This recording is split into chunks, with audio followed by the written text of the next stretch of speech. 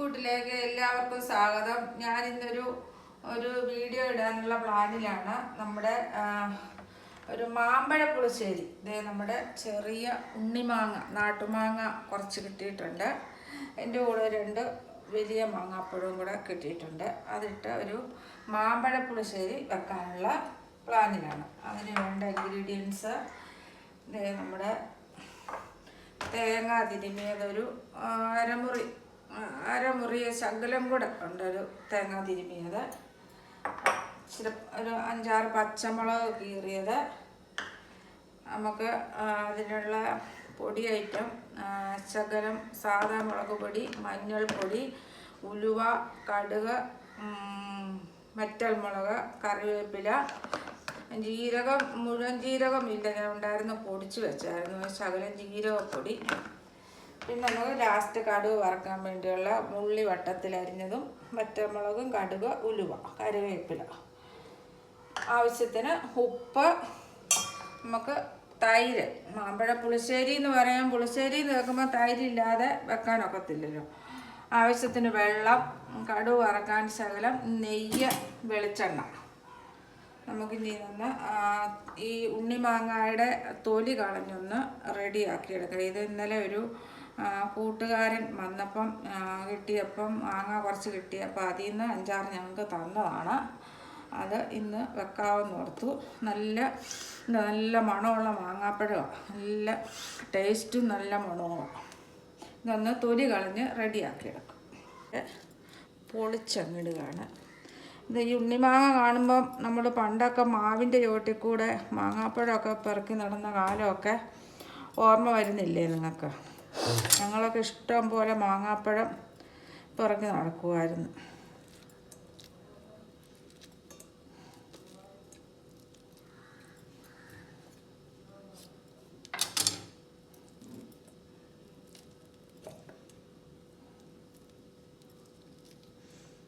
ഇത് പൊളിച്ച് കഴിയുമ്പോൾ ഇതിലൊന്നുമില്ല. അത് കണ്ടോ, ഇത്ര സാധനമേ ഉള്ളൂ.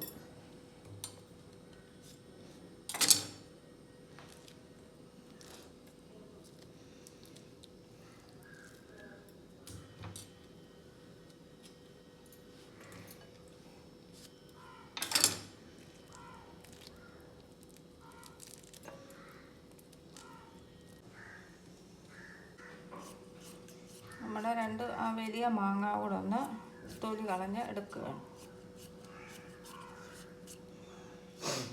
പണ്ടൊക്കെ നമ്മുടെ അമ്മമാരൊക്കെ സ്ഥിരം, അന്നൊക്കെ പണ്ടത്തെ വീടുകളിലൊക്കെ മാവൊക്കെ ഇഷ്ടം പോലെ ഉണ്ട്. അന്നേരം മാമ്പഴ പുളിശ്ശേരി എല്ലാം അങ്ങനെ ഓരോ തരത്തിൽ മാങ്ങ വെച്ചുള്ള ഐറ്റങ്ങൾ നമുക്കുണ്ടാക്കി. മാങ്ങാപ്പഴം വെച്ച് തിര ഉണ്ടാക്കും, മാങ്ങാത്തിര എന്ന് പറയും.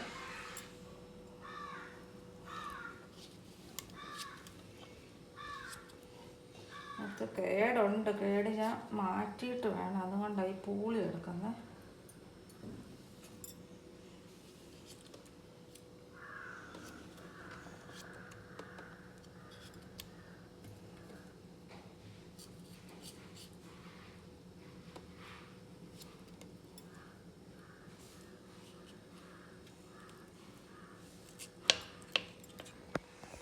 മാങ്ങാപ്പഴം എല്ലാം തൊലി കളഞ്ഞ് എല്ലാം റെഡിയാക്കി നമ്മുടെ കൽച്ചട്ടിക്കകത്തോട്ട് ഇട്ട് കൊടുത്തിട്ടുണ്ട്. ഈ കൽച്ചട്ടിക്കകത്ത് വെച്ചുള്ള ഗുണം നല്ല ടേസ്റ്റും, പിന്നെ നല്ല കറിക്ക് നല്ല ഗുണവും രുചിയും മണവും എല്ലാം കിട്ടും. കേടുകൂടാതെ ഇരിക്കുകയും ചെയ്യും. അതിനാണ് ഈ കൽച്ചട്ടി എടുത്തേക്കുന്നത്. അതിനകത്തോട്ട് 4 പച്ചമുളക് പൊളന്ന് ഇട്ട് കൊടുക്കുകയാണ്. ആവശ്യത്തിന് മഞ്ഞൾപ്പൊടി. മാങ്ങയ്ക്ക് മഞ്ഞ കളർ ആയതുകൊണ്ട് കുറച്ചിട്ടാൽ മതി, അല്ലേ കളറ് കൂടിപ്പോവും. ശകലം സാദാ മുളക് പൊടി, ഇച്ചിരി എരിവിന് വേണ്ടിയാണ്, അത് മതി. നമ്മുടെ ഉപ്പ് 2 സ്പൂൺ ഉപ്പ് ഇട്ട് കൊടുക്കുവാണ്. പിന്നെ പോരാത്ത നമുക്ക് ചേർത്ത് കൊടുക്കാം. ജീരകം, തേങ്ങയുടെ കൂടെ മുഴുവൻ ജീരകം ഇല്ലാത്തതുകൊണ്ട് ജീരകപ്പൊടിയാണ് എടുത്തേക്കുന്നത്. അതും കൂടെ നമുക്ക് അതിനകത്തോട്ട് ആ മാങ്ങായിലൊന്ന് പിടിച്ചോട്ടെ ഇട്ട് കൊടുക്കും.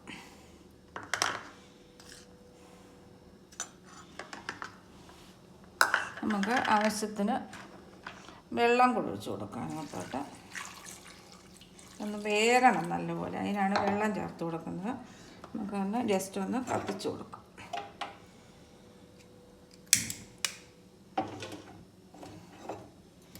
ഇച്ചിരി വെള്ളത്തിൻ്റെ ആവശ്യം കൂടെ ഉണ്ട്. നമുക്ക് ആവശ്യത്തിന് വെള്ളവും എല്ലാം, മഞ്ഞൾപ്പൊടി, മുളക് പൊടി, ഉപ്പുപൊടി, പച്ചമുളക് എല്ലാ ഐറ്റവും ഇട്ട് ആവശ്യത്തിന് വെള്ളം ഒഴിച്ച് അടുപ്പിൽ വെച്ചിട്ടുണ്ട്. നമുക്ക് ഒന്ന് അടച്ച് വെച്ച് വേവിക്കാം. നമുക്ക് ഈ തേങ്ങ നല്ല നെയ്യ് പോലെ മിക്സിയിൽ അരച്ചെടുത്തുകൊണ്ട് വരാം.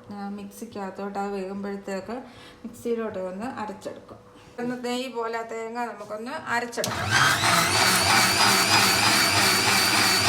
നമുക്ക് ഒരു കഷ്ണം ശർക്കര കൂടെ അതിനകത്തോട്ട് ടേസ്റ്റിന് വേണ്ടിയാണ് ചേർക്കുന്നത്. കട്ട ശർക്കര ആയതുകൊണ്ട് അലിക്കാൻ വേണ്ടിയാണ് അതിപ്പോഴും ഇട്ട് കൊടുക്കുന്നത്. അതിനകത്തോട്ട് ഇട്ട് കൊടുക്കാം. ശർക്കര ഇല്ലെങ്കിൽ ഒരു 2 സ്പൂണ് പഞ്ചസാരയാണേലും ലാസ്റ്റ് ഒന്ന് ചേർത്ത് കൊടുത്താൽ മതി. മാങ്ങാപ്പഴം തിളച്ച് വന്നുകൊണ്ടിരിക്കുന്നേ ഉള്ളൂ. ഇത് ഇച്ചിരി കൂടെ വേകാനുണ്ട്. അന്നേരത്തേക്ക് ഞാൻ ചോറിനുള്ള അരി കുക്കറിനകത്ത് അടുപ്പിൽ ഇട്ടിട്ടുണ്ട്. നമ്മുടെ പാചകപ്പരയിൽ അതൊന്ന് എന്താണെന്നൊന്ന് നോക്കിയിട്ട് വരും. ഞാൻ ചോറ് നോക്കാൻ പോവുകയെന്ന് പറഞ്ഞില്ലേ, നമ്മുടെ ചോറ് കുക്കറിനകത്തുനിന്ന് ഞാൻ കുടഞ്ഞിട്ട് നല്ല സൂപ്പറായിട്ട് റെഡിയാക്കിക്കൊണ്ട് വന്നിട്ടുണ്ട്. നമുക്കൊന്ന് തുറന്ന് നോക്കാം. നല്ല തിളച്ച് നല്ല പരുവായിട്ടുണ്ട് നമ്മുടെ മാങ്ങാപ്പഴം. നമുക്കൊന്ന് ഇളക്കി നോക്കാം.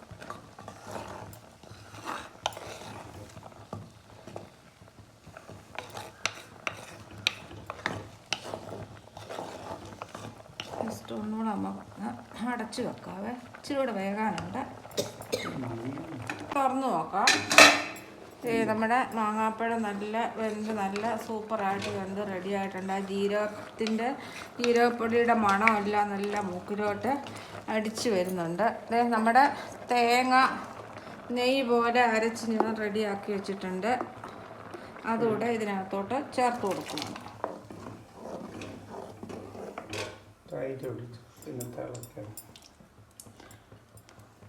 നമുക്ക് തേങ്ങ ഒഴിച്ച് കഴിഞ്ഞ് നമുക്ക് നല്ലപോലെ ഇതൊന്ന് തിളയ്ക്കണം. തൈര് ഒഴിച്ച് കഴിയുമ്പോൾ നമുക്ക് തിളപ്പിക്കാൻ പറ്റത്തില്ല.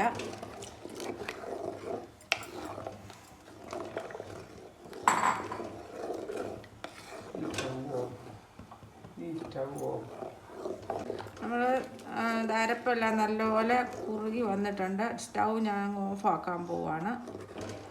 എന്നിട്ട് ലാസ്റ്റ് നമുക്കിതിനകത്തോട്ട് നമ്മുടെ തൈര് ചേർത്ത് കൊടുക്കാം.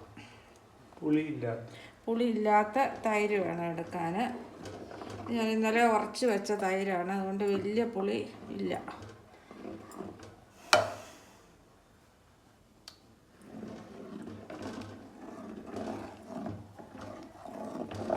നമ്മുടെ മാമ്പഴ പുളിശ്ശേരി റെഡി ആയിട്ട് വന്നിട്ടുണ്ട്. നമുക്കൊന്ന് ഉപ്പുണ്ടോ എന്ന് നോക്കാം. മധുരവും പുളി ചേർന്ന് വരണതിന്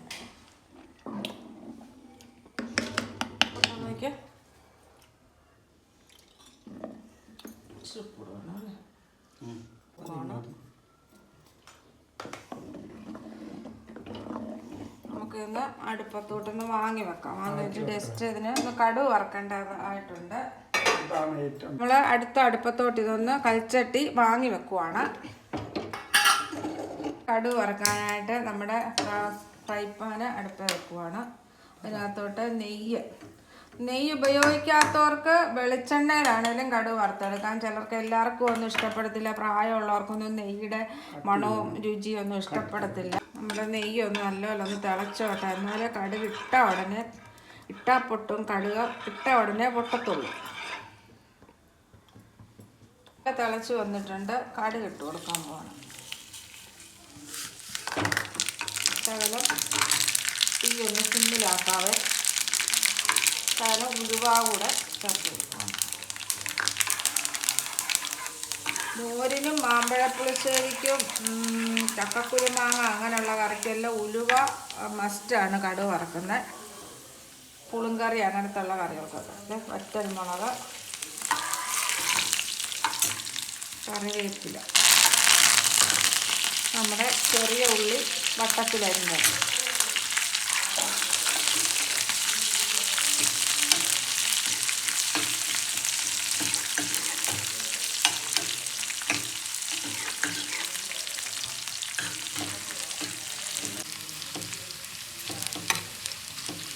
ഒരു കളർ മാറി ഒരു മെറൂൺ കളറായി വരണം. എന്നാലും അതിൻ്റെ പൊക്കത്തും ശകലം മഞ്ഞപ്പൊടി കൂടെ അതിൻ്റെ കളറിങ്ങിന് വേണ്ടി ചേർക്കുവാണ്. ഇച്ചിരി മുളക് പൊടി.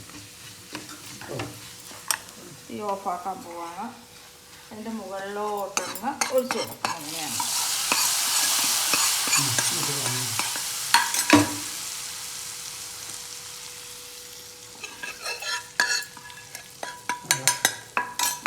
ഇളക്കി നോക്കാം.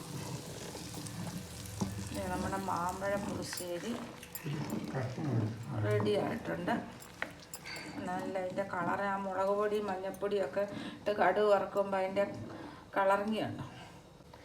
നമ്മുടെ മാമ്പഴ പുളിശ്ശേരി കൽച്ചട്ടിക്കകത്ത് റെഡിയാക്കി എടുത്തിട്ടുണ്ട്. നിങ്ങളിത് വീട്ടിൽ തീർച്ചയായും ട്രൈ ചെയ്ത് നോക്കിയിട്ട് നിങ്ങളുടെ അഭിപ്രായങ്ങൾ അറിയിക്കണം.